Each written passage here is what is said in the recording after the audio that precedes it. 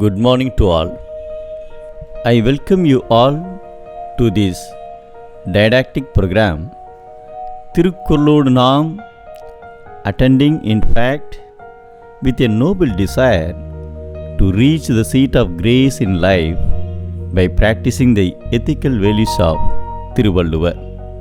Couplet number 547, Chapter The Right Sceptre. Mardu brothers wanted to gift a temple car to Kalaya temple, and one sculptor, Kuppamattu Achari, was entrusted with the responsibility of making the car. To mark the making of temple car, the sculptor initially carved the image of Lord Vinayaka, and while doing so, the trunk of the image got damaged. The sculptor was worried at this and he met Periya Mardu. The sculptor told him that he should distribute the labor cost then and there, and for his part, he would collect his coolie when the temple car made its first run. Once the temple car was made ready, the sculptor Kuppamattu Achari fixed a wooden piece log in the giant wheel of the car so that the temple car did not move on the first day of its run. The first day for the run of the temple car came. Mardu brothers climbed up the temple car and waved flags to commence the run, but the car did not move.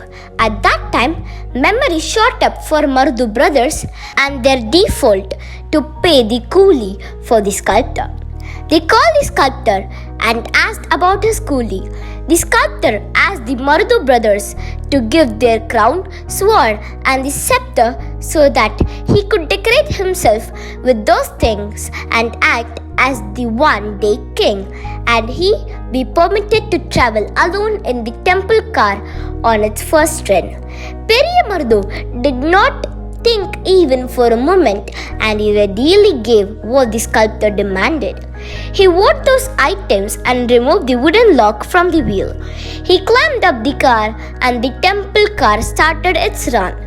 When the temple car was about to return to its original standstill position, the wheel moved on a stone and the sculptor atop the car lost his balance and he fell down.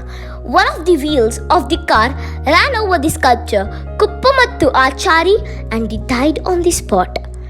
When the officials and the king went near him, they found a written letter over a palm leaf. There he narrated that while he was making the temple car, the trunk of Vinayaka got damaged, and as he knew Shastras, he could understand that the man who travelled first in the temple car would die on that day. Hence, he decided that his kings, Mardu brothers, should live long life so that people would be benefited by his administration, and as he was aging, he prepared himself to sacrifice his life. He demanded the crown, sceptre and sword only to protect his life. In order to portray the sacrifice made by the sculptor, a statue was installed in memory of him by the king. If a king does not deviate from the path of justice while administering his country, then he would be saved by the same justice. Our Saint Tamil poet Thiruvalluvara explains about this in his Thirukkural as follows. Irai kaakkum vayyagam ellam avanai murai kaakkum muttacheyin. I recite. Irai kaakkum vayyagam ellam avanai murai kaakkum muttacheyin. Deviating from the path of justice leads to downfall. Following the footpath of justice leads to better governance. Thank you very much indeed. Nandri, Vanakkam.